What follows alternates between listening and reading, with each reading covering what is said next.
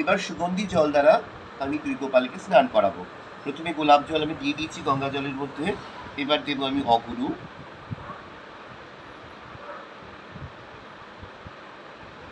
এবার দেবো আমি শ্বেতচন্দন, এবার দেবো একটু কর্পূর,